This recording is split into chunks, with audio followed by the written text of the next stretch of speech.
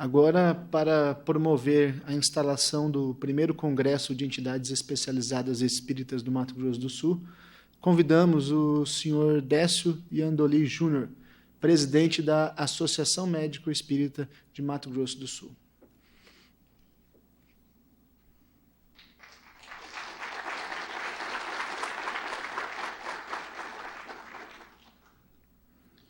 Bom, muito boa noite a todos. E, inicialmente, nós queríamos agradecer demais a presença de todos aqui. E eu estava ali me lembrando, mais ou menos uns 5 anos atrás, eu até pedi ajuda para a Juliana para me lembrar, eu conheci o Dr. Irabeni. E ele já veio com a fundação da AGE e quase em ato contínuo já entrava em contato conosco da AME para fazer um primeiro congresso, que era o Conjurame, o Congresso Jurídico Médico Espírita.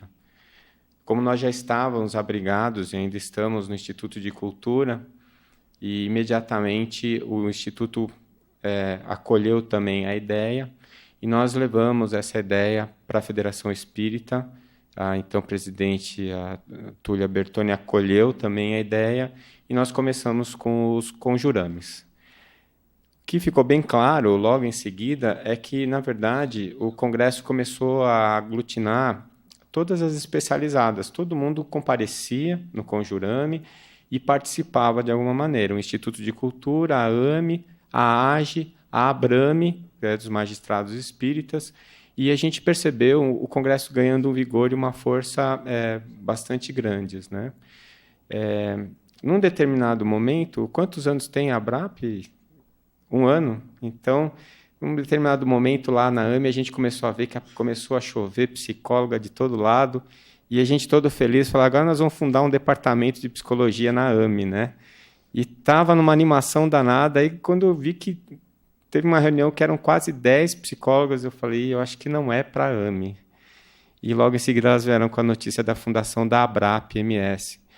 E o nosso útero lá, o Instituto de Cultura, fértil, né, deu mais uma especializada. E o que me deixa muito contente é perceber que todas as especializadas estão orbitando e pensando na mesma coisa.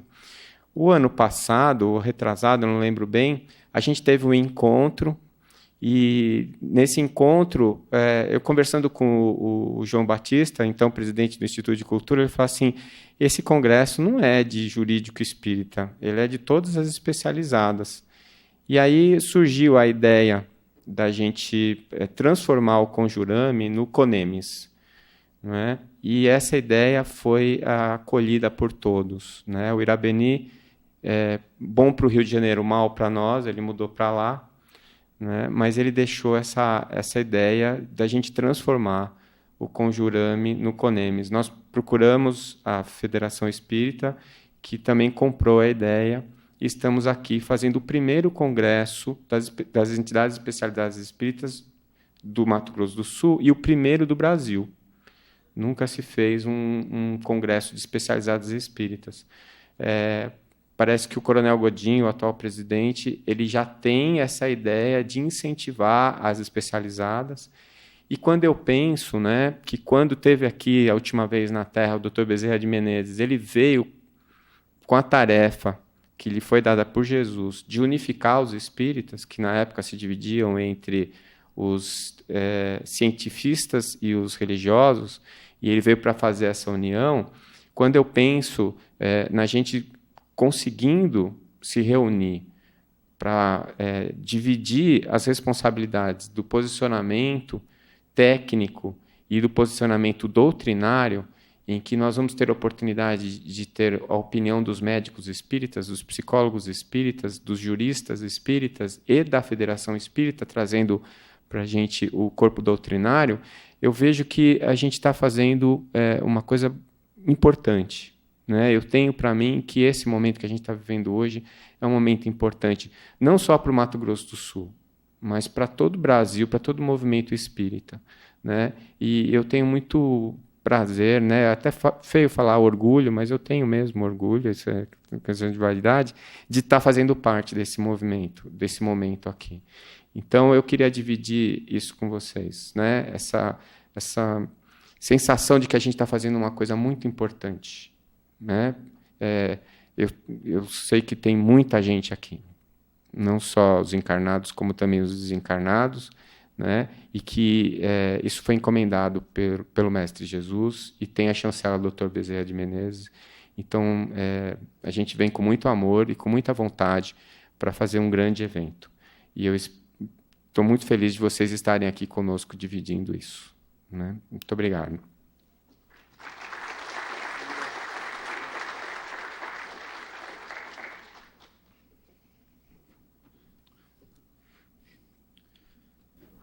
Gostaria de registrar nesse momento a presença da senhora Darlene Maria Batista Cavalcante, presidente da Federação Espírita de Mato Grosso do Sul, doutora Juliane Penteado Santana, presidente da Associação Jurídica Espírita de Mato Grosso do Sul, o senhor João Batista Paiva, que vem representando o ICEMS hoje como vice-presidente do Instituto de Cultura Espírita de Mato Grosso do Sul e presidente do Núcleo de Arte Espírita de Campo Grande.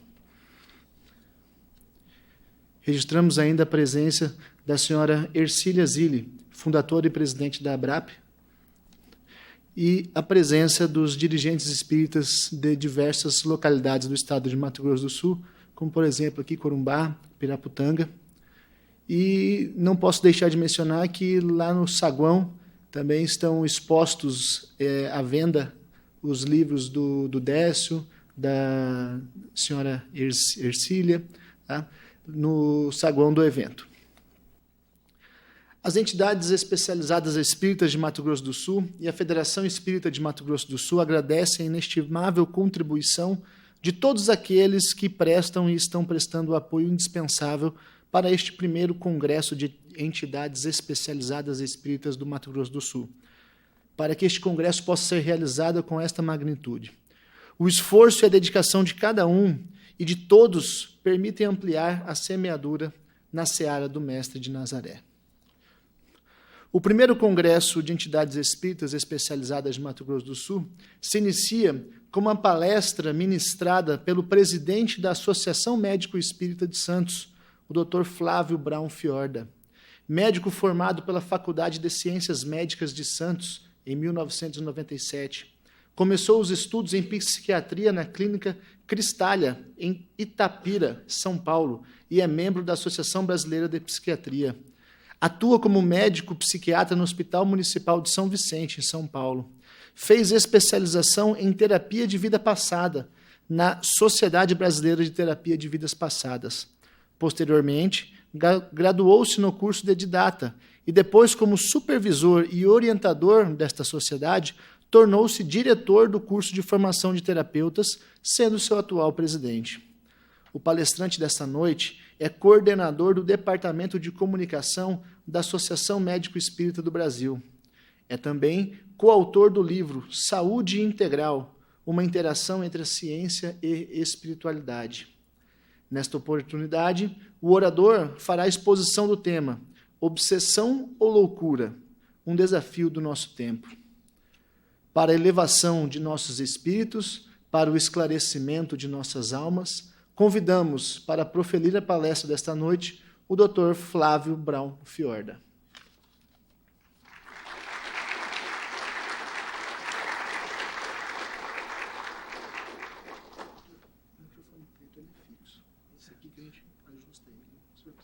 Maravilha. Alô, boa noite. Boa noite, Campo Grande. Cidade Morena, é isso? Muito bem. Vamos pôr os nossos slides ali? Tudo bem? Já vai aparecendo. Muito bom. Ótimo. Bom, agradeço a oportunidade de estar aqui hoje com vocês, com os coordenadores das especializadas. É um momento marcante, né, de união, né? Nós somos colaboradores, ninguém aqui está concorrendo com ninguém, a gente está aqui por uma causa que é muito maior do que a gente possa imaginar, né? E eu fico muito feliz da gente encontrar espíritos afins, que não estão falando por si, né? Estão aqui porque estão defendendo um mundo melhor de alguma maneira, nas suas profissões, na sua vida pessoal, nos seus consultórios, no seu dia a dia, na sua responsabilidade de levar um pouquinho mais além a questão psicológica, médica, jurídica e todo o conceito que a doutrina espírita está aqui para nos enriquecer, né, e dar um sentido à nossa vida. A gente está aqui para isso, não é mesmo? Deixa eu ver se está funcionando à distância, a troca dos slides aqui. Funcionou. Maravilha, obrigado. Valeu. Bom, vocês sabem que nos congressos da Associação Médico Espírita, a gente costuma brincar muito, nós temos um slogan, né? Nós falamos que é satisfação garantida ou seu obsessor de volta. Então, aqui na união de todas as especializadas, acho que é mais ou menos por aí também, né? Esse assunto que a gente vai abordar hoje aqui, obviamente, não se encerra hoje aqui, né? Eu vou dar apenas algumas poucas pinceladas, né, de um assunto que é um pouco difícil na área da psiquiatria, e a gente tendo conceitos espíritas, como é que fica o nosso posicionamento como profissional de saúde, nosso dia a dia, não é mesmo? Então, vamos lá. Aqui nós temos, antes de entrarmos no assunto propriamente dito, o site da Associação Médico Espírita do Brasil, que foi fundada pela doutora Marlene Nobre, né, que voltou ao mundo espiritual esse ano, né, e que com certeza nos ama muito e nos está intuindo em todos os nossos trabalhos desse movimento médico espírita, capitaneado pelo Dr. Bezerra de Menezes, como o Décio já disse aqui. E um dos últimos lançamentos é esse livro Saúde Integral, onde nós somos em 23 autores, abordando os temas, inclusive como os de hoje e os de amanhã, a parte de psiquiatria, espiritismo, aborto, depressão, né, que é o tema de amanhã. Nós também, fazendo parte aqui do Departamento de Comunicação da Associação Médico Espírita, nós lançamos uma revista que é feita pela minha esposa, que é jornalista, que na verdade trabalha bastante no Departamento de Comunicação da AME. A revista se chama Saúde e Espiritualidade. E nós trouxemos 3 edições impressas para vocês aqui, para quem quiser dar uma olhadinha com mais calma. Aqui temos a edição em homenagem à doutora Marlene, a edição de janeiro, fevereiro e março, é uma revista trimestral. Depois a outra edição abordando a questão da bioética espírita, dentre os temas dos transplantes, aborto, testamento vital, eutanásia e temas da bioética, que às vezes é tão difícil do profissional de saúde saber o que fazer, o que não fazer, para que a gente possa aplicar a doutrina espírita nas nossas profissões. E temos também uma revista da saúde e espiritualidade somente com a temática do aborto, onde nós temos artigos que envolvem as razões jurídicas e médicas espirituais que explicam esse posicionamento com relação a esse tema tão áspero, né? Aborto como política de controle populacional, a vida intrauterina, dentre outros capítulos, as consequências psicológicas pós-aborto, né? De um tema que a gente vai abordar amanhã. Aqui nós temos 3 edições. Nós já estamos indo para a 19ª edição. Então, para quem quiser ler as outras edições, gratuitamente, vocês bastam entrar no site da Associação Médico Espírita, no item Publicações, todas as outras edições estão lá disponíveis a todos. Porque a gente, para imprimir todas as revistas, não é muito fácil, né? Porque tem um certo custo, nós não temos nenhum tipo de patrocínio, né? Então, todas as outras edições são virtuais no site da AME Brasil, para quem quiser dar uma olhadinha, tá bem? Bom, aqui um pequeno texto de Kardec, né? São chegados os tempos em que os ensinamentos do Cristo devem receber seu complemento, em que o véu propositadamente deixado sobre algumas partes desses ensinamentos devem ser seguidos. A ciência, deixando de ser exclusivamente materialista, deve levar em conta o elemento espiritual. A religião deve reconhecer as leis orgânicas e imutáveis da matéria. Então, essas duas forças juntas, apoiando-se uma na outra, se ajudarão mutuamente. A religião, não sendo mais desmentida pela ciência, adquirirá um poder inabalável, estará de acordo com a razão, já não podendo mais se opor à irresistível lógica dos fatos. Então, uma das funções das especializadas e da AME, obviamente, né, é fazer essa ponte entre ciência, saúde e espiritualidade. Assuntos que, às vezes, a medicina não descobriu ainda por enquanto, ou que está descobrindo agora, recentemente, já eram citadas em várias obras lá de André Luiz, coisa de 40, 50, 60 anos. Né? Aqui eu queria fazer uma perguntinha para vocês, entrando nesse assunto. que vocês me respondem? Sim ou não? Mais ou menos? Como se diz de médico e louco, todo mundo tem um pouquinho, né? Porque na psiquiatria nem sempre 2 mais 2 é igual a 4, né, gente? A gente vê situações tão, às vezes, limítrofes entre a questão da doença mental, a questão da mediunidade, a questão do processo obsessivo, e às vezes tão misturadas entre si, né? Então eu queria fazer primeiro essa pergunta. Qual de nós, em algum momento, já não teve algum transtorno, seja uma tristeza muito grave, que pode evoluir para uma depressão, ou uma ansiedade, ou casos que a gente vê desde de problemas de comportamento na infância, na adolescência, na vida adulta, né, de doenças kármicas graves, como esquizofrenia, oligofrenia, mas, enfim, no dia a dia nosso, a gente varia num padrão de normalidade de humor, né?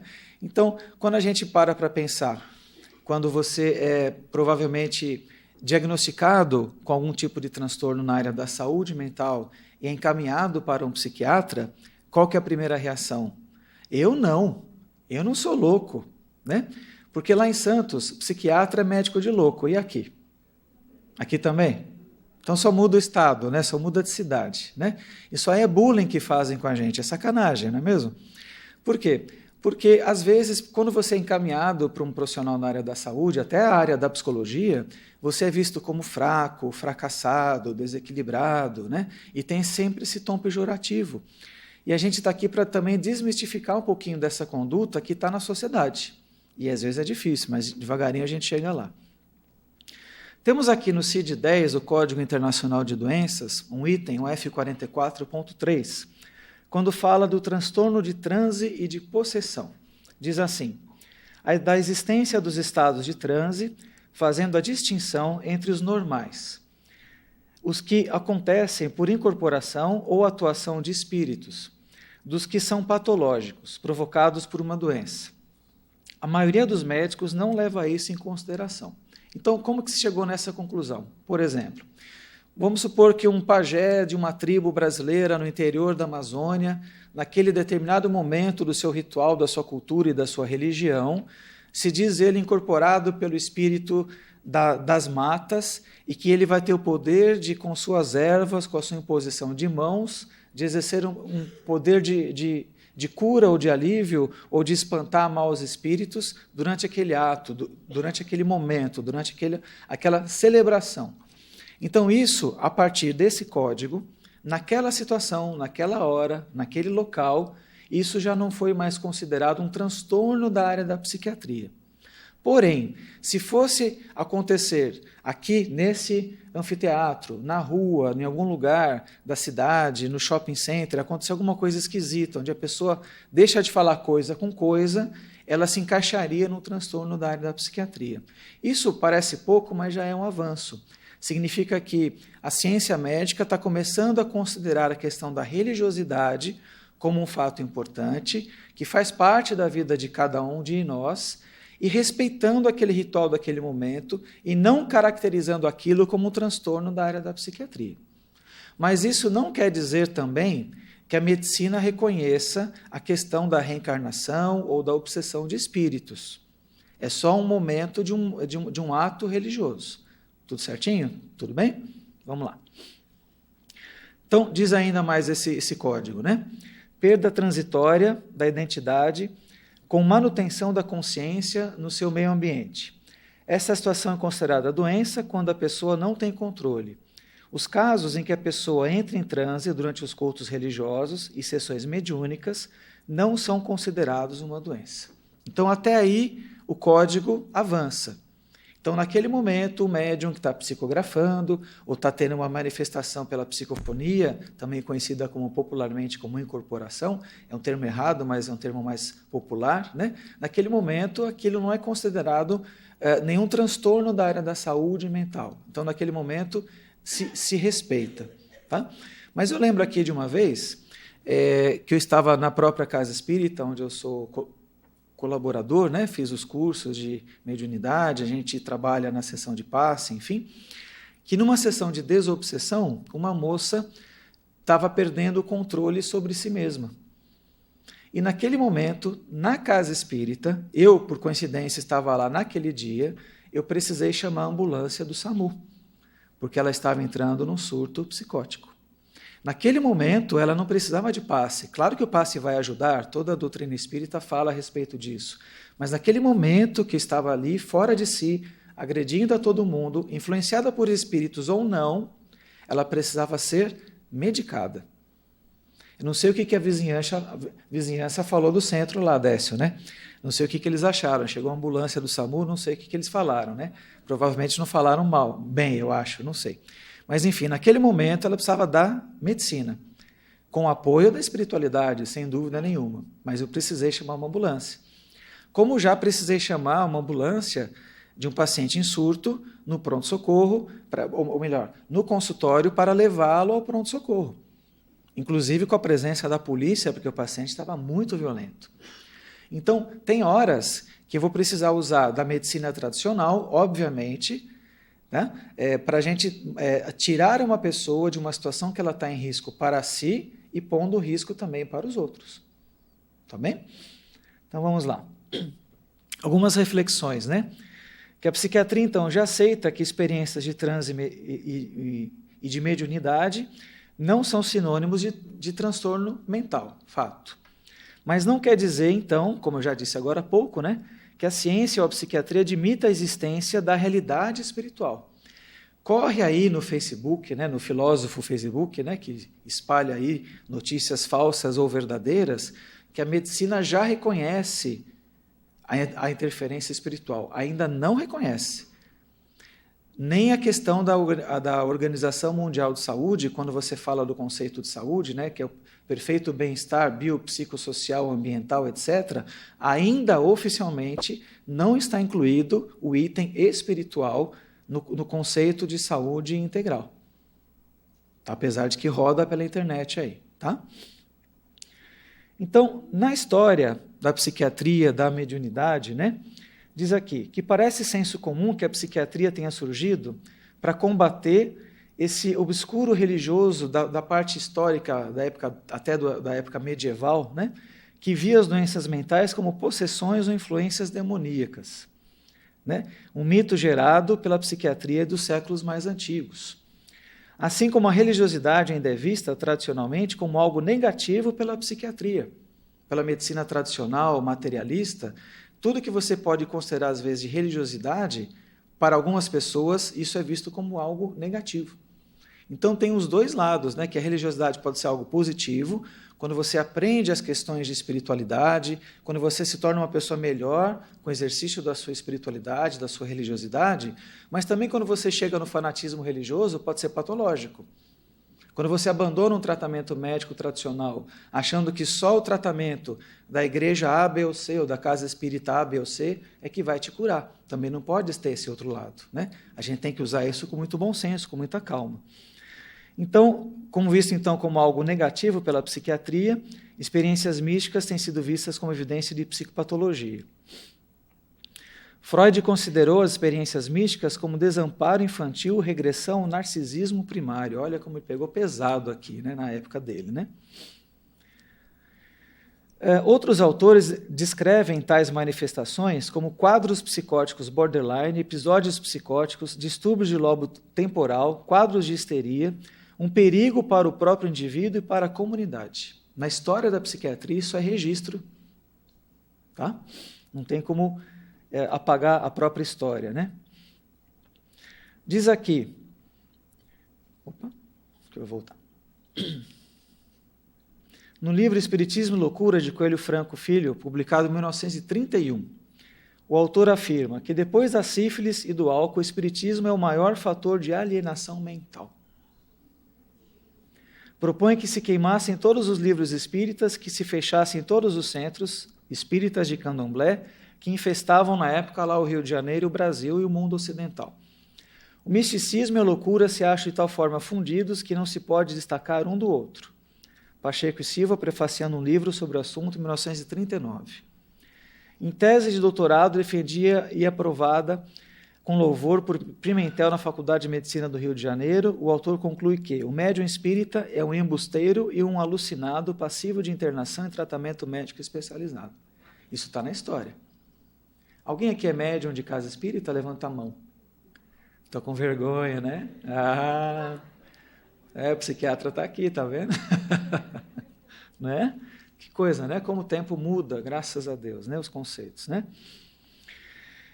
Essa tendência levou a psiquiatria brasileira a tomar muitas atitudes radicais, discriminando, né, e sendo muito agressivo contra o espiritismo e religiões afro-brasileiras, que culminavam com prisões, internações e tratamentos desnecessários. Recentemente, uma moça do Candomblé no Rio de Janeiro foi quase apedrejada e morta, não foi? Vocês viram isso? Apareceu nos jornais algumas 3 ou 4 semanas atrás. Ela estava saindo da casa de Candomblé, onde ela trabalhava, exercendo a sua fé, com a roupa que ela estava lá dentro. E foi agressivamente violentada, fisicamente e verbalmente, né? Ainda hoje existem grupos de motivações religiosas que combatem essas práticas, argumentando que são fontes de psicopatologia. Pastor que chuta santa. Alguns anos, lembram disso? Como que a gente pode desprezar a religião do outro? Como que a gente pode se achar dono da razão? Não dá, né? O Espiritismo fala que a gente nunca vai ser o dono da razão. A gente está tentando estudar uma linha de raciocínio que tenta nos conduzir à verdade espiritual. Mas eu não posso achar que eu, por ser espírita, eu sou melhor do que os outros. De jeito nenhum, né? Bom, a mediunidade aqui está presente na história da humanidade. Por exemplo, os 10 mandamentos de Moisés não foi um ato da primeira psicografia em pedra? Talvez, não é? São comunicações espirituais. Algumas pesquisas históricas da mediunidade, Pierre Janet e o Freud, né?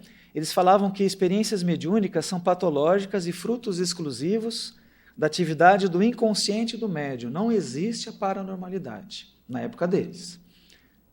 Frederick Myers fala o seguinte, que a mediunidade pode ser uma evidência de um desenvolvimento superior da personalidade do médium e pode ter como origem o inconsciente, a telepatia e a possibilidade da comunicação com os espíritos, um pouquinho mais maleável.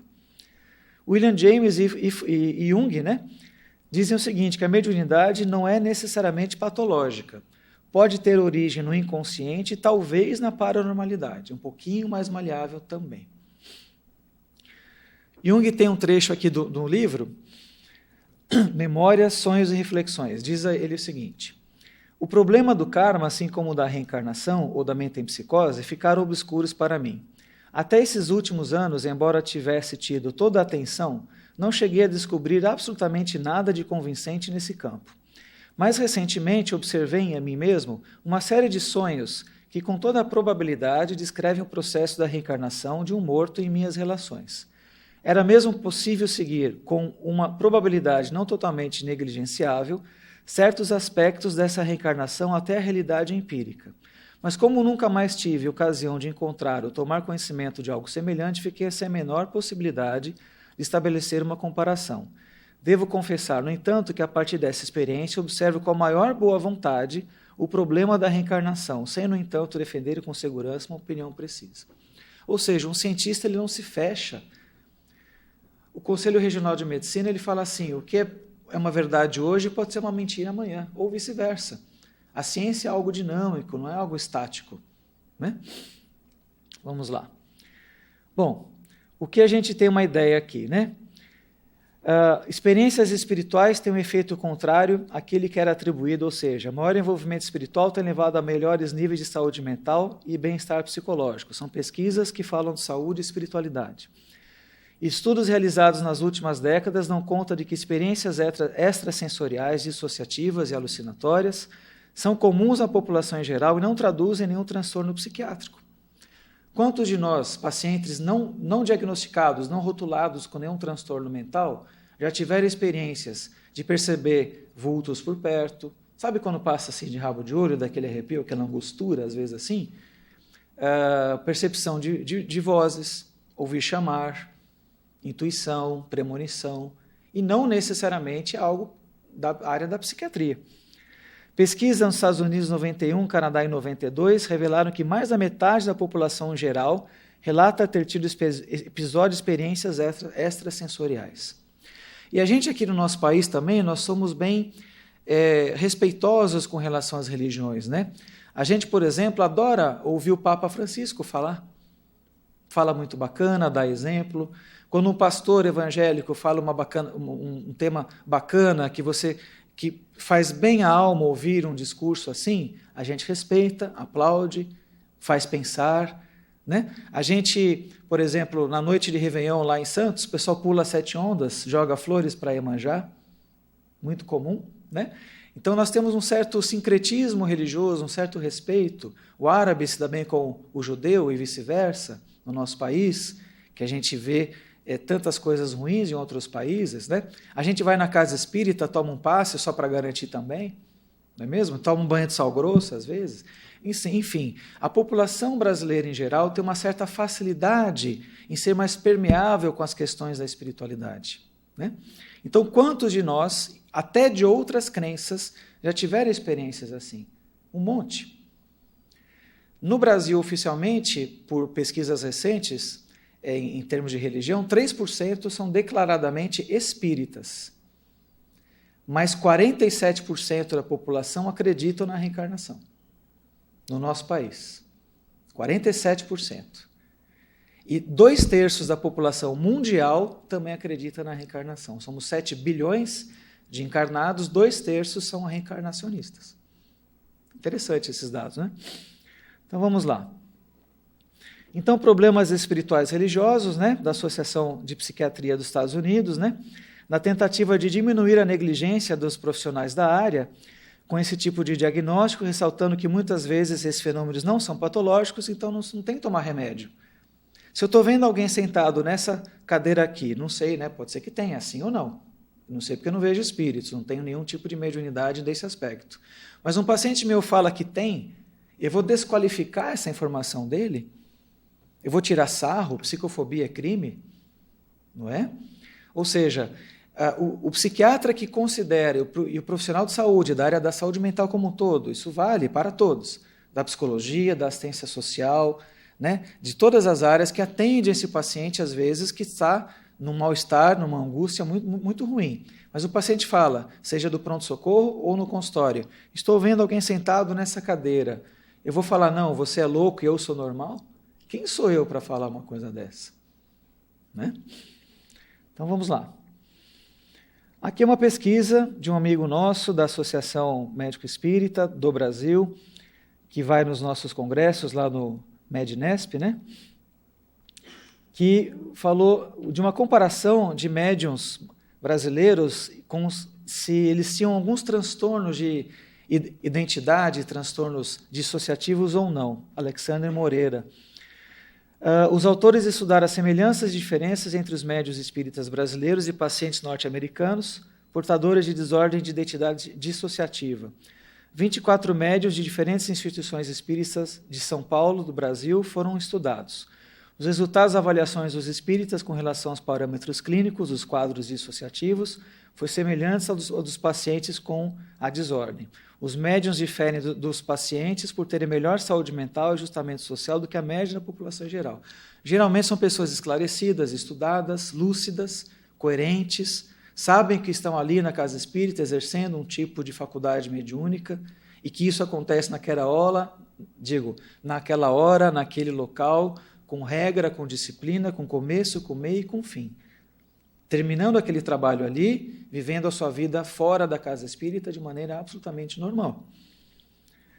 Um outro dado aqui, pesquisadores, objetivo, estudar a recepção de informações em comum sobre pessoas falecidas por médiuns em condições experimentais, eliminando explicações convencionais como a telepatia.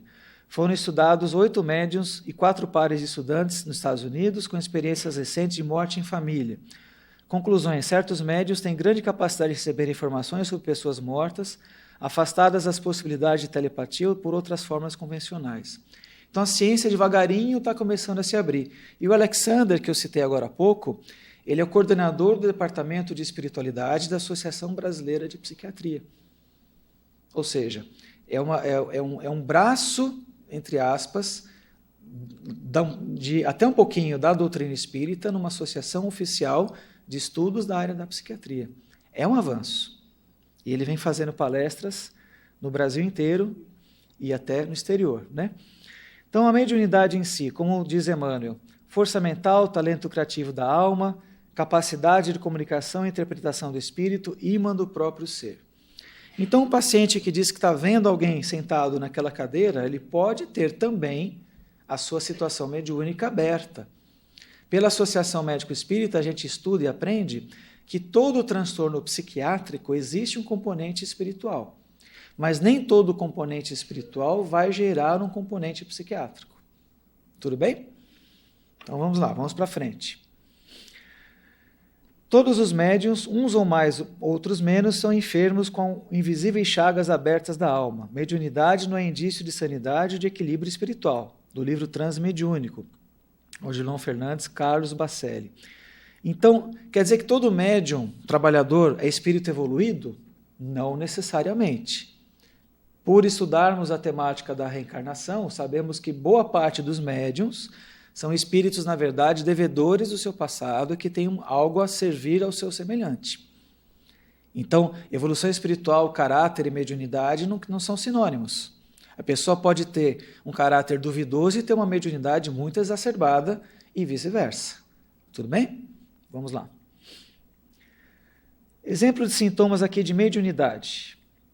O paciente chega no hospital, no consultório, no pronto-socorro, muitas vezes com isso. Alteração de humor aparentemente sem uma causa, sentimentos que parecem que não são seus, formigamento em mãos, na cabeça, alteração da senso-percepção, premonições, pensamentos intrusivos, sensação de estar fora do corpo. Eu nem preciso falar que o meu plantão lá em São Vicente, quando eu faço às quartas-feiras, é o mais cheio da semana, né? Porque é o único psiquiatra da escala. Na verdade, a escala era para ter 7. Temos só 3. A escala está em aberto. Quem quiser, por favor, faltam 4 médicos lá, né? Mas dos 3, o único que trabalha esse assunto de uma maneira sem preconceito sou eu. Os outros meus amigos que estão lá de plantão, trabalhando honestamente, mas com os conceitos somente da psiquiatria tradicional, o paciente pôs o pé lá, é injeção de Aldol, Ampliquitil e Fenergan, gente. Até para quem não precisa. É uma judiação ver o paciente ser mal medicado. Quantos e quantos eu vejo lá impregnados por uma medicação desnecessária, quando na verdade não dá tempo, o outro colega, infelizmente, não teve a paciência e um mínimo de consideração de ouvir aquele paciente por 5 minutos. Não vai ficar 2 horas ouvindo num plantão público, às vezes é difícil, tem movimento, a gente sabe como são as coisas, mas 5 minutos. E é uma judiação, né? Vamos lá. Outros sintomas que se apontam como indício de mediunidade pode ser sinais de patologia a ser esclarecida. Então a gente vai tentar um pouquinho agora destrinchar quando pode ser uma coisa, quando pode ser outra. Vamos ver aqui. É mediunidade uma psicose? Não necessariamente. Um transtorno bipolar? Um TOC, transtorno obsessivo compulsivo? Epilepsia, neuropatias, transtorno de personalidade, depressão, outras coisas. É necessariamente mediunidade? Tem casos que sim, tem casos que não. Vai depender da qualidade dos seus sintomas, da frequência dos seus sintomas e da paciência do profissional de saúde em ouvir. Esse é o grande diferencial que a doutora Marlene sempre falava de trazer alma à medicina. Que o diploma do médico espírita não pertence a ele, mas a Jesus, que a gente está lá também nessa profissão, e a maioria de nós aqui da área da saúde, né, somos grandes devedores desse nosso passado reencarnatório. A gente não está aqui à toa. De uma maneira ou de outra, quando nos foi perguntado na nossa programação reencarnatória para a vida presente, para a nossa vida atual, foi olhado talvez lá no nosso fichário, no Ministério da Reencarnação, eles olharam assim, olha Flávio, você tem aqui, você está no cheque especial aqui de várias encarnações, você está devendo algumas coisas. Lá você matou alguns, lá você prejudicou outros, acolá você fez aquilo, aquilo outro. O que você prefere nessa próxima encarnação? Você prefere ter várias doenças ao mesmo tempo, um transtorno genético raro, nascer com uma deficiência, de repente, aí para te fazer você aprender a dar valor a algumas coisas? Ou você prefere, por exemplo, ter mediunidade? E provavelmente alguns de nós, trabalhadores até de casas espíritas, falaram, nós provavelmente dissemos isso, não, põe mediunidade aí, pode pôr, põe no fichário 3 cruzes, mediunidade. Olha, você não vai aguentar, não sei o quê, não, você está certo disso, né? Como fala o Silvio Santos, né? Você está certo disso? Não, pode pôr.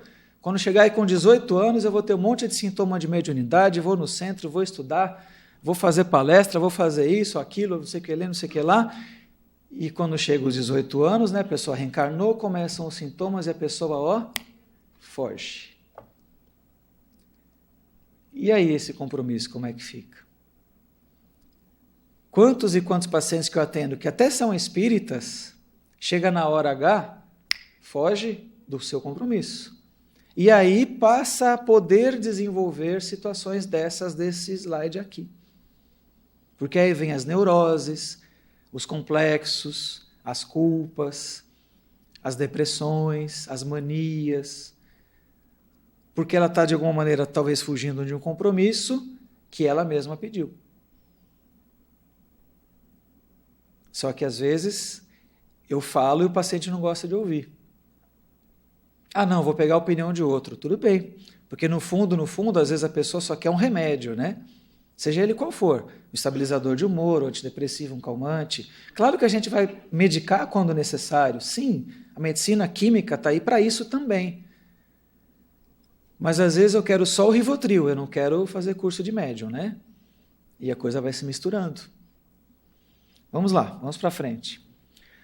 Antes de encaminhar alguém à atividade mediúnica por conta de sinais físicos e emocionais que apresenta ou de que se queixa, convém afastar a hipótese de um problema orgânico real ou distúrbio de personalidade com comprometimento da sua lucidez. Então, muitas pessoas que trabalham em triagem na casa espírita vai dizer, não, isso aí é mediunidade. Mas, às vezes, ela tem um transtorno de base que o amigo que está fazendo o atendimento fraterno lá na casa espírita não tem uma vivência na área da saúde para saber disso. Então, na dúvida, a própria casa espírita tem a obrigação de encaminhar para um psicólogo, para um psiquiatra, que é amigo, que é conhecido, que de repente até trabalha na mesma casa, ou que tem um consultório numa cidade perto e assim por diante, para fazer uma triagem, numa consulta, numa avaliação mínima. Senão, a própria casa espírita, num fanatismo espírita, acha que tudo é espiritual. Também não pode cair nesse outro lado. Então vamos lá. Na obsessão, domínio que alguns espíritos logram adquirir sobre certas pessoas. Apresenta caracteres muito diferentes que vão desde influência moral, na obsessão simples, sem perceptíveis sinais exteriores, até perturbação completa do organismo e das faculdades mentais, subjugação.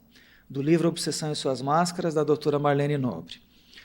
Muitas vezes, atendendo as pessoas, no posto público, no consultório, tanto faz, as pessoas falam desses pensamentos intrusos que a gente tem que pensar se é uma neurose da própria pessoa, se é alguma coisa de algum assunto mal resolvido que ela tenha lá no seu íntimo, e ou a possibilidade das interferências espirituais. Dependendo do público que eu atendo, eu vou começar a perguntar qual a sua religião. Então, tem que fazer parte da entrevista médica, psicológica, uma anamnese espiritual. Qual a sua religião? Eu sou católico. Você vai à igreja? Você faz oração em casa? Você lê a Bíblia? Você lê alguma coisa que fala sobre religiosidade? Fazer essas perguntas, seja ele católico, espírita, muçulmano, evangélico, até ateu. Ateu, graças a Deus, né? Como a gente às vezes ouve falar, né? Então, tendo essa boa vontade, essa paciência de ouvir e incluir na anamnese a questão da espiritualidade, a gente sabe a linguagem adequada para atingir o coração e o cérebro daquela pessoa. Porque quando bate no coração, vem para a razão, chega na lógica.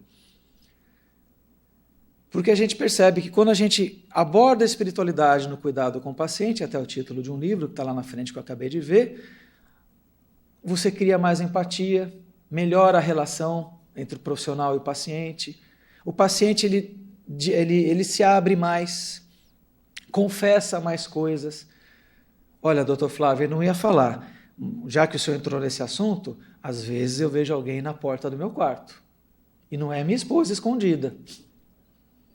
porque ele fica à vontade para falar, porque o profissional não vai rotular ele de doente mental logo de cara e dar uma injeção e fazer uma internação. Ou seja, começa a ter um grau de empatia, porque às vezes uma consulta médica não é um confessionário, uma consulta psicológica não é um confessionário, não é mesmo? Então a empatia tem que se fazer nessas horas. Na fisiopatologia da obsessão, a gente sempre fala para o paciente prestar atenção nas suas ideias, nos seus pensamentos. Se parecem que são pensamentos seus, ou parece... Opa, uma aguinha, obrigado. Valeu.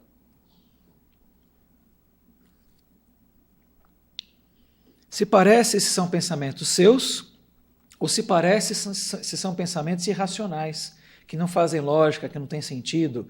De repente eu estou quieto aqui parado, vem um pensamento assim... Bate a cabeça na parede. Opa, pera lá, mas de onde está vindo esse pensamento? Qual cabeça que vai doer se não a minha se eu fizer uma coisa dessa?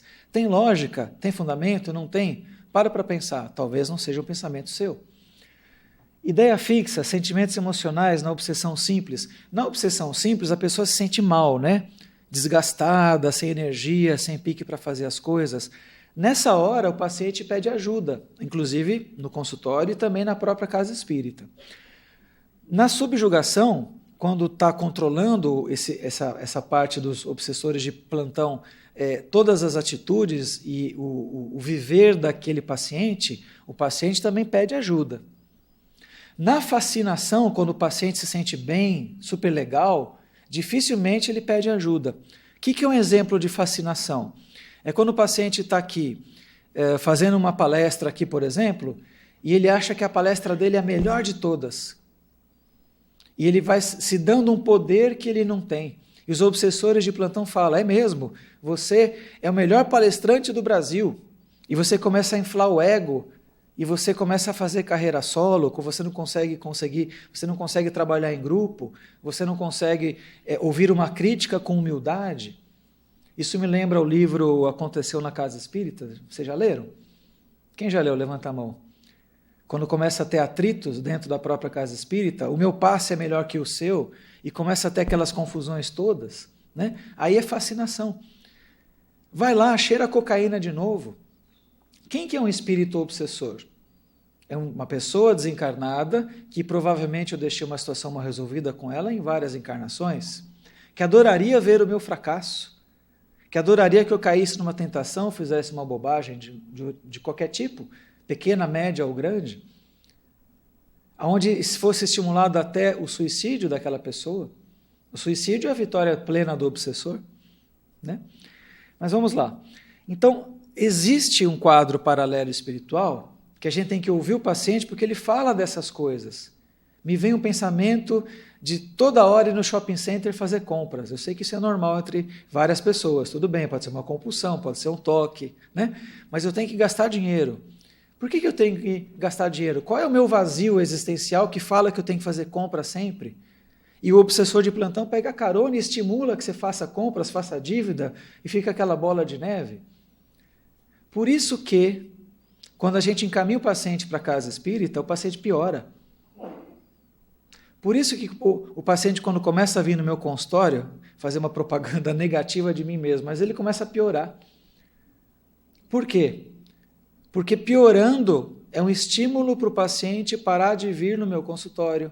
Piorando, quando começa a fazer o tratamento na casa espírita, é um estímulo para o paciente parar de fazer o tratamento na própria casa espírita. Não, o senhor falou para eu ir lá, mas eu estou pior. Tem que aumentar a dose do meu remédio. Eu fico muito mais preocupado quando o paciente faz uma consulta comigo ou toma, sei lá, um passe na casa espírita e melhora subitamente. Eu falo, o tombo vai ser feio. Eu fico mais feliz quando o paciente começa um tratamento e piora, depois começa uma melhora gradual, porque é uma melhora sustentável. É sustentável porque a gente vai estimular a reforma íntima, o autoconhecimento, a mudança interior. Quem não gostaria de ver o paciente bem? Quem não ama o paciente, seja encarnado ou desencarnado. Por isso que o estímulo para parar de fazer um tratamento espiritual, para parar de continuar o tratamento no consultório psicológico ou psiquiátrico é muito grande. Mais ou menos 1/3 dos pacientes que eu atendo para o tratamento no meio. seja com remédio, seja com psicoterapia. 1/3, é muita gente. Vamos lá. Outros exemplos aqui de obsessão, sintomas, né? Alteração de humor acentuado com muita irritabilidade. Explosões, agressividades, raiva sem sentido contra alguém, ideia de suicídio. Alteração do comportamento habitual, começa a ter manias, hábitos estranhos, esquisitos, né? Trejeitos diferentes no modo de falar, de andar. Atitudes incoerentes, olhar estranho, riso irônico, unilateral, fica com uma face diferente. Porque na psiquiatria não tem um exame que a gente faça para dar um diagnóstico laboratorial de absolutamente nada.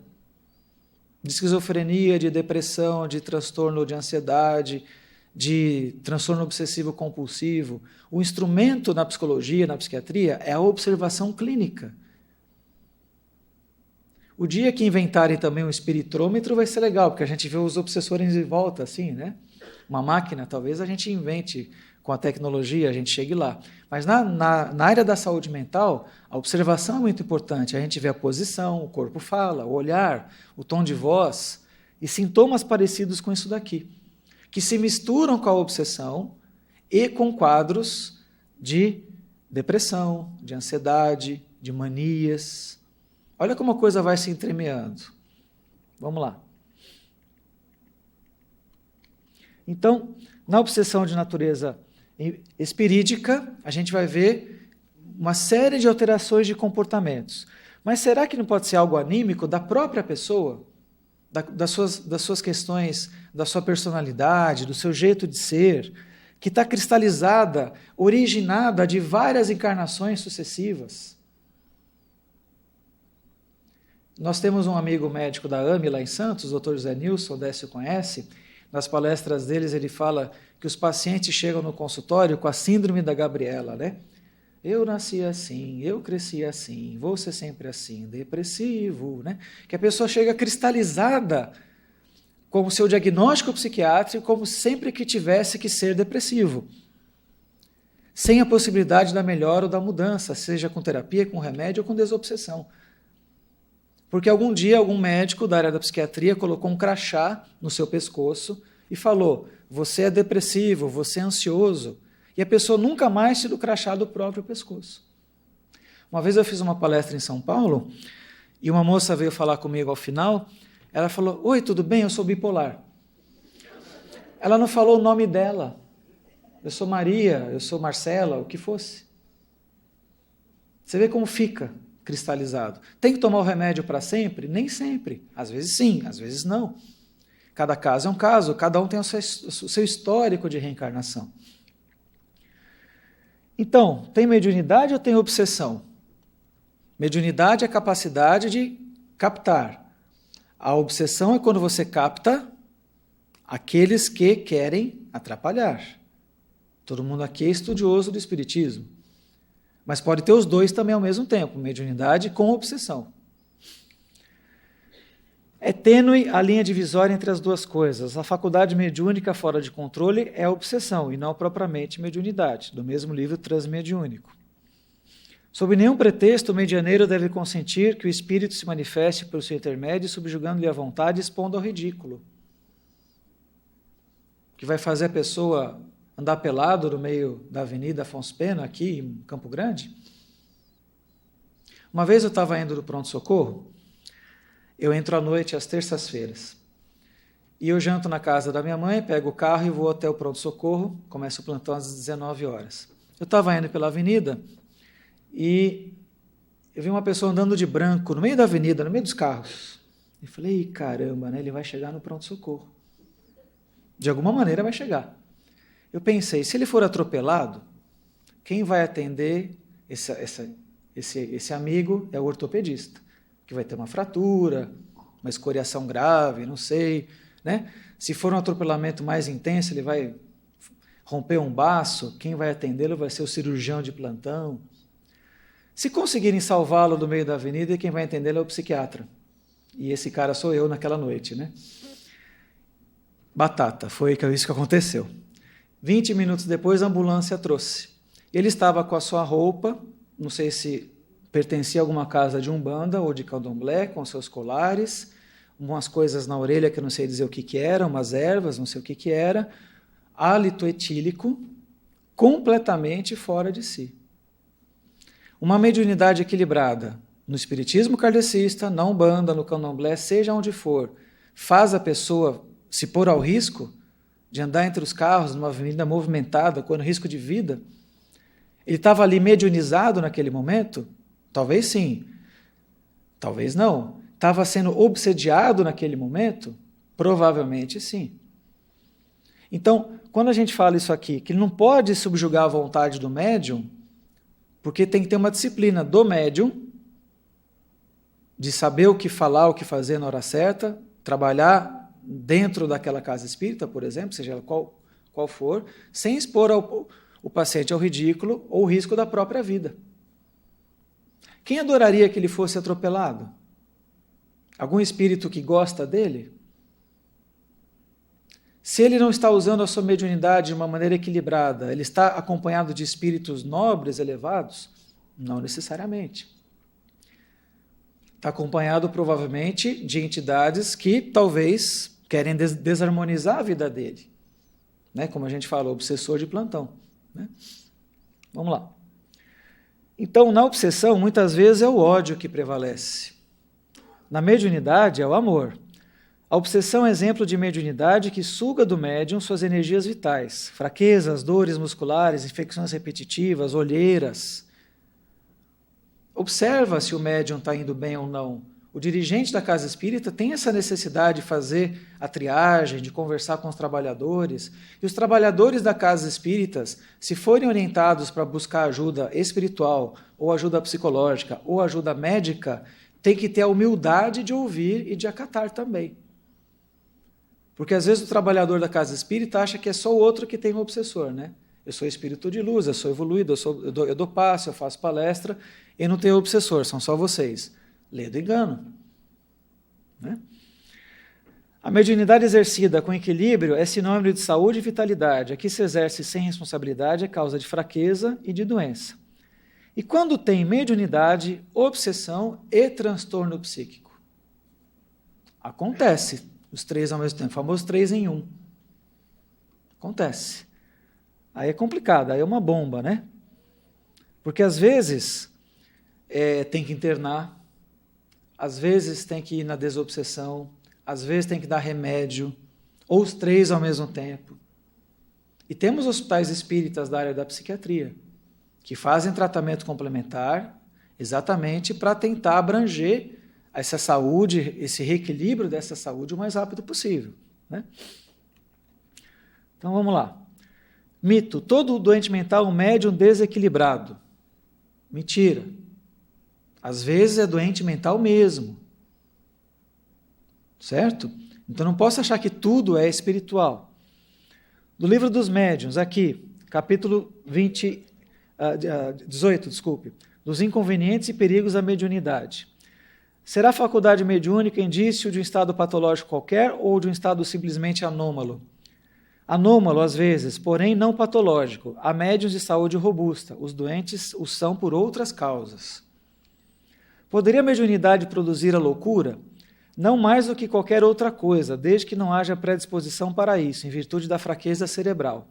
A mediunidade não produzirá a loucura quando esta já não exista um germen. Porém, existindo este, o bom senso está a dizer que se deve utilizar de cautela sobre todos os pontos de vista, porquanto qualquer abalo pode ser prejudicial. Às vezes a pessoa é orientada a desenvolver a mediunidade, mas ela pode surtar. Como surtou a moça lá no centro que eu trabalho, que eu tive que chamar a ambulância.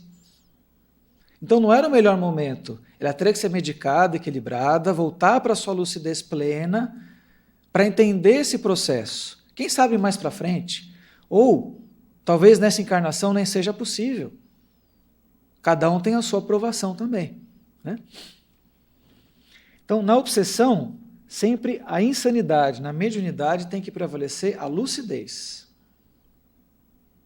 No transtorno psíquico, geralmente a pessoa não está lúcida. Ela não está, às vezes, entendendo o que você está falando com ela. Está um olhar perdido, um olhar, às vezes, vazio. Parece que a alma não está mais naquele corpo. Tão sugada energeticamente que ela se encontra, ou obsediada. Às vezes eu já atendi pacientes graves, né, que sentam na minha frente assim, várias vezes, parece que o consultório girou na minha frente. Falou, opa, não, acho que aquele paciente não chegou sozinho, né? A minha sensibilidade captou alguma coisa daquele paciente. Claro que eu tentei me segurar na cadeira para não cair, não falei nada para ninguém, prossegui a consulta. Né? Mas provavelmente naquele momento tem transtorno psiquiátrico, uma depressão ou um surto, tem uma obsessão forte, inclusive, né? E existe talvez uma mediunidade desequilibrada. Quando a gente ouve casos assim, a gente tem que saber orientar na linguagem apropriada daquela pessoa. Qualquer um pode ficar louco? Não sei, depende aí das suas vaidades, do seu jeito de ser. E o médium, que é todo, às vezes, que se acha super poderoso, super passe, super palestras, não aceita crítica, não trabalha em grupo, se melindra muito fácil, quando alguém faz uma crítica amorosa até, para o próprio bem dele, não aceita. Acha que essa mensagem só vale para os outros, para mim não vale. Quando não tem disciplina, quando usa mediunidade para próprios interesses. Lá em Santos tem muito anúncio em poste, traga o seu amor de volta em 3 dias. E aqui? Tem também? Pela modéstia quantia de R$4.000. Né? Uma pessoa que está fazendo esse tipo de serviço de mediunidade, entre aspas, será que ela está fazendo certo? A gente sabe que não. Né? Mas tem gente que cai nessa conversa, não tem? Oi, como tem? E como tem? Vamos lá. Aí a vigília do pensamento, né, tem que estar muito intensa. Na loucura, dada a predisposição para a loucura, esta tomará o caráter de preocupação principal, que então se muda em ideia fixa, podendo tanto ser a dos espíritos, em quem com ele se ocupou, como a de Deus, dos anjos, do diabo, da fortuna, do poder, de uma arte, de uma ciência, de uma maternidade, do sistema político social. Ou seja, se a pessoa começa a dar muita vazão para um assunto só, começa a falar sempre a mesma coisa, repetir num aspecto fanático, uma ocupação mental, falando só de anjo, de diabo, de coisas do outro mundo, naquele momento ela está saindo do seu rumo. Eu atendi na quarta-feira no plantão um rapaz, aparentemente normal, mas ele jurava por Deus que ele foi intoxicado pelos extraterrestres. Ele veio sozinho no pronto-socorro. Ele queria um laudo psiquiátrico, ele tinha ido na delegacia, porque ele queria fazer o exame toxicológico para provar que ele tinha sido contaminado pelos ETs. E ele conversa direitinho com você, ele fala o nome dele, o endereço dele, o nome do pai, o nome da mãe, mas ele jura por Deus que isso é verdade. O que eu tive que fazer? Convencê-lo a se internar. Não é fácil. Não estou louco não, mas vem cá, vem. Me dá o telefone da sua casa, deixa eu chamar alguém da sua família. É o que a gente tem que fazer. Você vai deixar uma pessoa dessa andando na rua sozinho? Jurando por Deus que um ET contaminou ele? Não é fácil, né? Vamos lá. A loucura tem como causa primária uma predisposição orgânica do cérebro, em que torna mais ou menos acessível a certas impressões. Então, quando a gente vê a teoria da reencarnação e a doença mental grave, a gente acha, né, na nossa encarnação, né, para que serve a encarnação? Aprendizado, para a evolução. Isso significa o quê?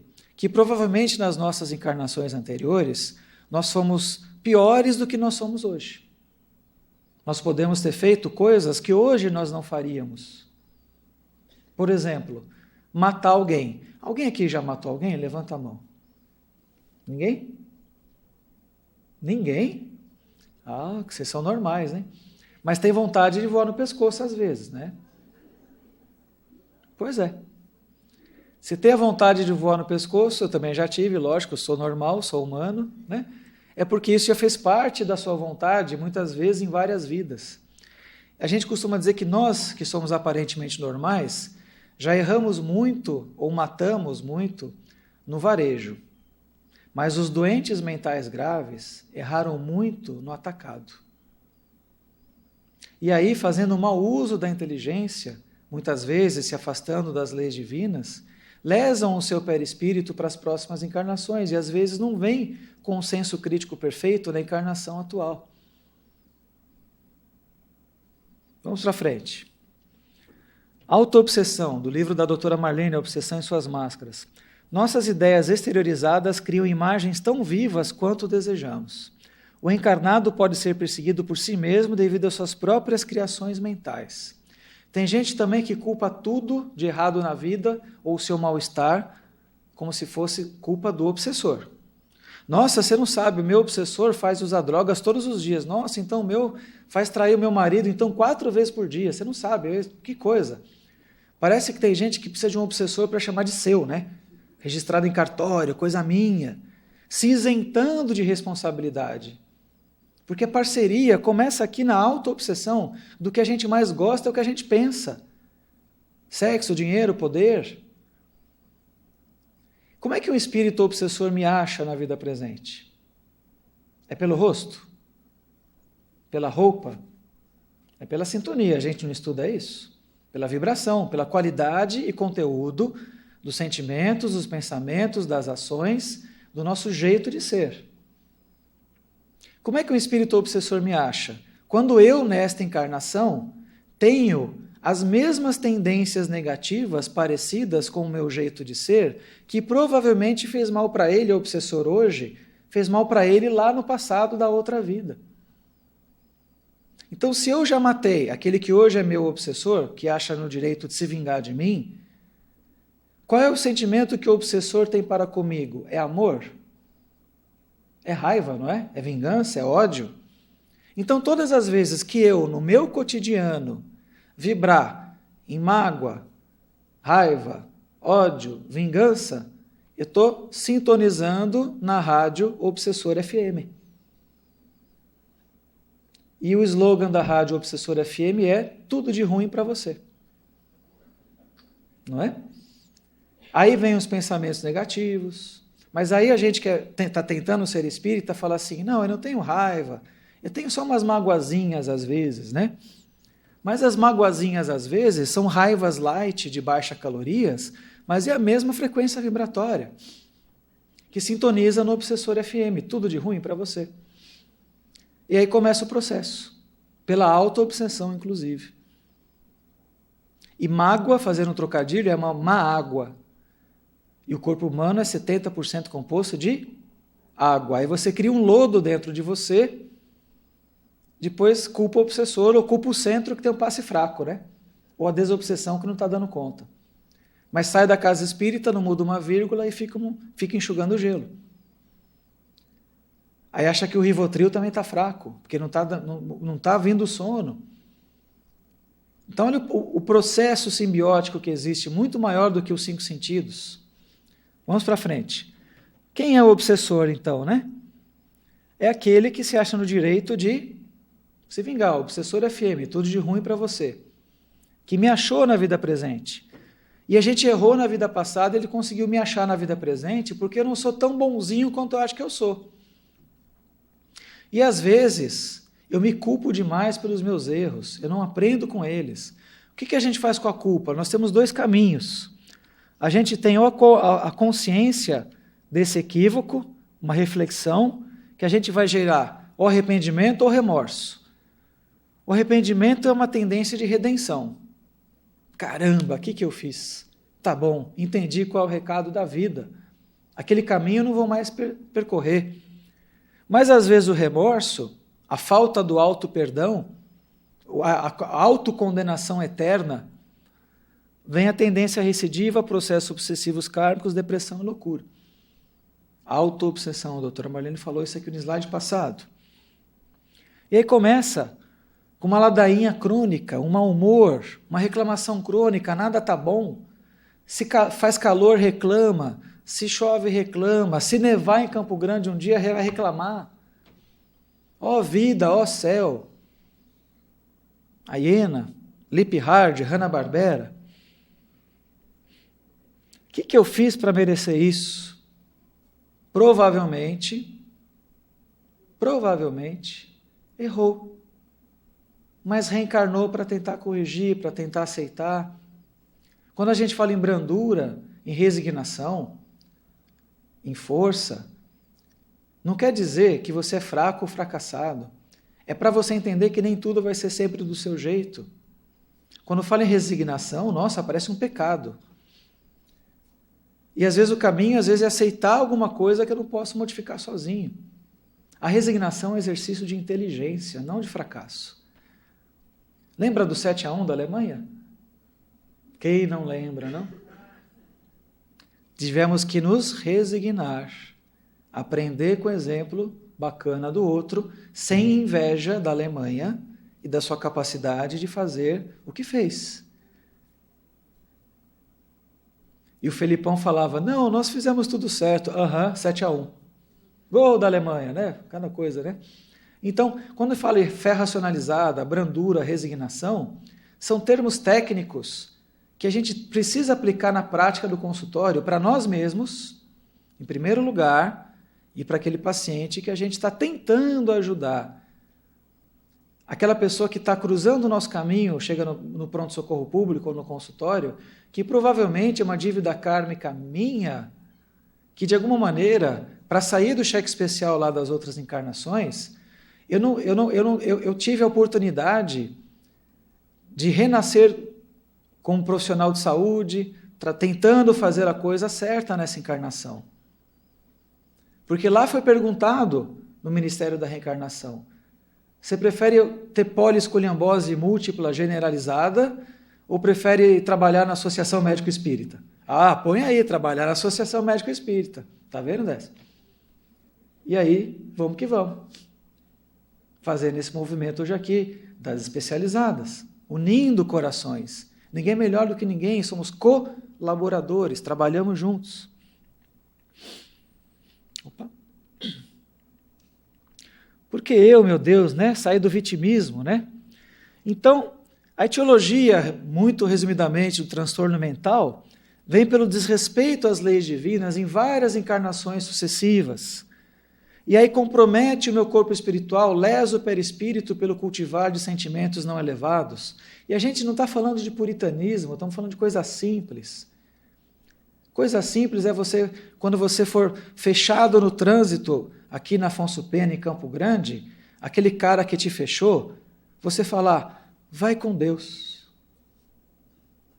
Com brandura. E nem sempre a gente consegue falar esse vai com Deus na hora que a gente é fechado no trânsito, a gente fala o palavrão. Então são coisas simples do dia a dia, para não comprometermos esse corpo espiritual que vai predeterminar a herança genética da próxima encarnação, para que haja uma combinação de fatores proteicos que eu venha com a tendência ao transtorno mental na vida seguinte. Então, se o presente é consequência do passado, o futuro é consequência do presente. Então, o desrespeito à lei divina, mais o comprometimento, gerando o comprometimento do corpo perispiritual, indo para a parte genética, mais fatores psicossociais da vida daquela pessoa, mais fatores de obsessões espirituais geram transtornos mentais. E na obsessão fica crônico o negócio. Quase todo paciente que chega com transtorno mental, geralmente é um irritado crônico. E a irritação é filha da frustração. Qual de nós já não passou frustração? Ou está passando ou vai passar? Todos. Mas não é sinônimo de irritação. E a irritação é a brecha para a obsessão, porque se sintoniza no Obsessor FM. É isso que a gente tem que prestar atenção. A irritabilidade é uma porta muito perigosa. Vamos lá. Isso começa geralmente, tanto o transtorno mental quanto a mediunidade, na adolescência. Quando o espírito retorna e vai de fato se mostrar como é. Vocês imaginem que o Hitler foi uma criança bonitinha? Deve ter sido muito bonitinha, comia papinha, falava mamãe e papai, e fez o que fez. Então nós nos demonstramos, de fato, a personalidade verdadeira da adolescência para a vida adulta, o que somos na verdade, né? E aí começa também o despertar da sexualidade, da mediunidade, alguns fenômenos da maturação sexual, que vem também via glândula pineal, da melatonina, da epífise, né? Onde nós cometemos nossos primeiros deslizes, que vão gerar neuras de culpas ou processos obsessivos. Em casos mais graves, né? As drogas, fumam maconha porque é legal e querem liberar porque dá voto, né, gente? Tudo que é proibido dá voto. Vocês já pararam para pensar nisso? Aborto, libera que dá voto. Maconha, libera que dá voto. O pessoal dos políticos só pensam na eleição, só pensam neles, né? Não pensam nas consequências da liberação. Os juristas aí, os advogados, sabem muito mais que eu. Das complicações, como é que ficam, da questão dos processos, das violências. Mas proíbe, pode tudo, faz o que quiser. Complicado, né? Vamos lá. No centro espírita, mediunidade sem controle. O médium, pois, que não consegue dominar-se, entregando-se ao transe fora do ambiente das condições propícias para tanto, necessita primeiro equilibrar a si mesmo, submetendo-se a tratamento na casa espírita, mas às vezes ele não aceita ajuda.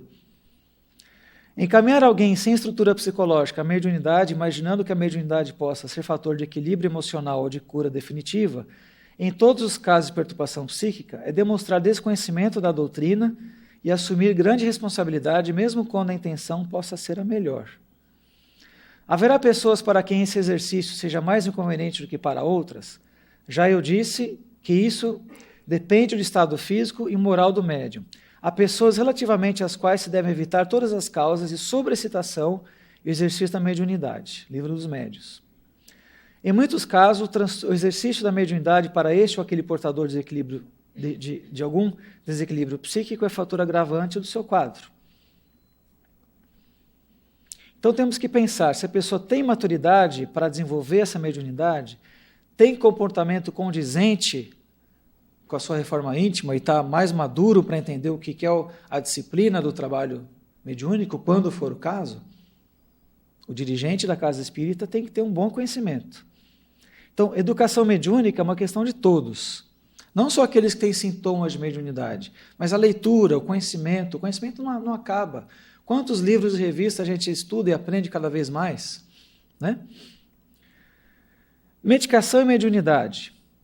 Não se deve excluir o auxílio de medicamentos que funcionem por elementos de contenção ao surto psicótico esporádico, que por ação de obsessores ou não, venham a sofrer.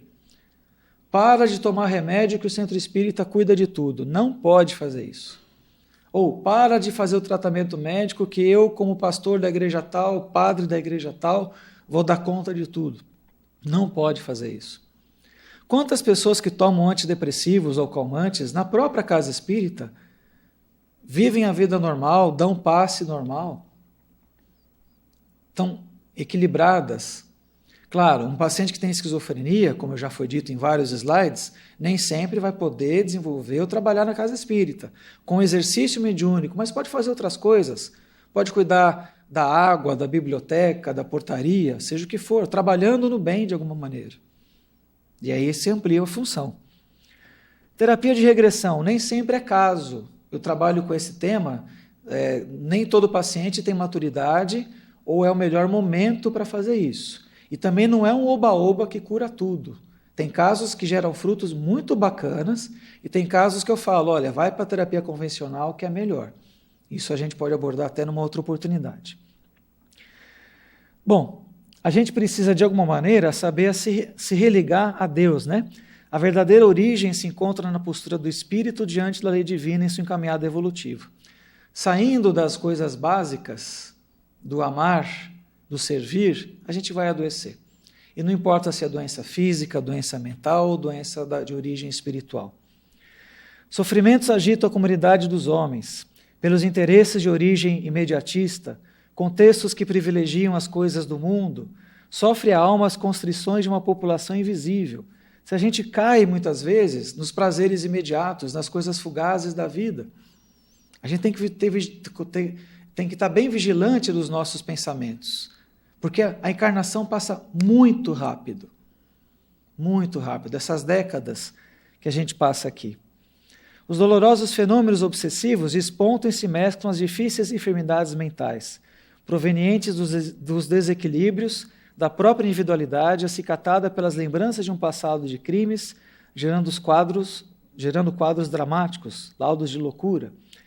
A individualidade, ao contato com os atrativos da matéria, deixa-se levar pelo sabor das circunstâncias, esquece os projetos de melhoria moral, nega os valores éticos relevantes da vida, busca avidamente os prazeres das sensações, permitindo as imersões das mesmas paixões do passado, sintonizando os obsessores de plantão aí. A culpa, seja consciente ou inconsciente, acomoda-se na intimidade, emitindo radiações específicas que permitem a sintonia com as inteligências em desequilíbrio do plano invisível, instituindo uma troca de energias deletérias. Se a invigilância ou a inconsciência o permitirem, as ligações se fortalecem e tornam-se perigosas fixações, levando a alucinações, caracterizando quadros de verdadeira loucura. A mente perde a possibilidade de controlar as próprias células, o sistema imunológico entra em colapso e a proliferação de micro-organismos patogênicos propicia a ocorrência das doenças.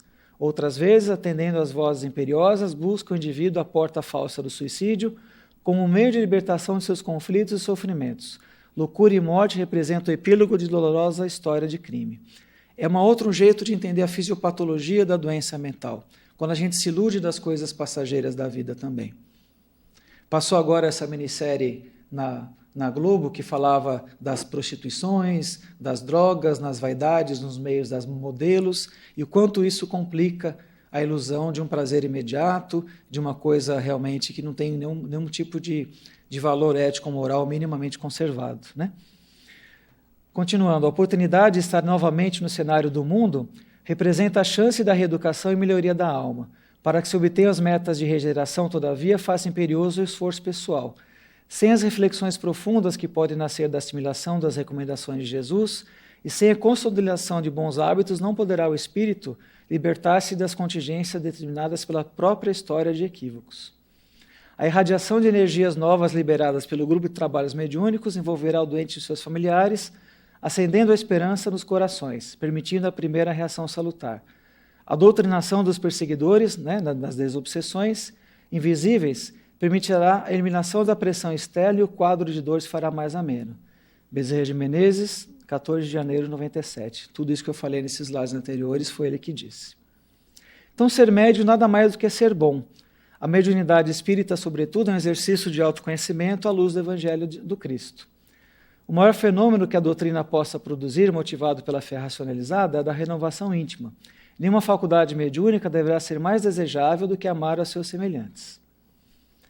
Porque é isso que a gente tem que tentar entender. A gente não pode mais perder essa encarnação aqui, de tantas outras que a gente já teve, gerando sofrimentos para nós mesmos, perda de tempo, encarnações perdidas, gerando processos obsessivos intensos, graves, de tal sorte que a gente, talvez nessa encarnação, tentando cultivar um pouquinho de espiritualidade, a gente possa, o dia que a gente voltar para o plano espiritual, voltar com o mínimo do dever cumprido, o mínimo de consciência tranquila. Como eu falei no início, encerrando agora, então, o meu tempo é muito pouco, esse assunto não se encerra aqui, e aqui são só algumas pontuações, sem querer ser dono da verdade, absolutamente, mas de tal sorte que a gente possa incluir espiritualidade na psiquiatria. E, oxalá, sejamos capazes de receber as orientações dos nossos amigos espirituais e praticá-las no nosso coração e com quem cruzar o nosso caminho.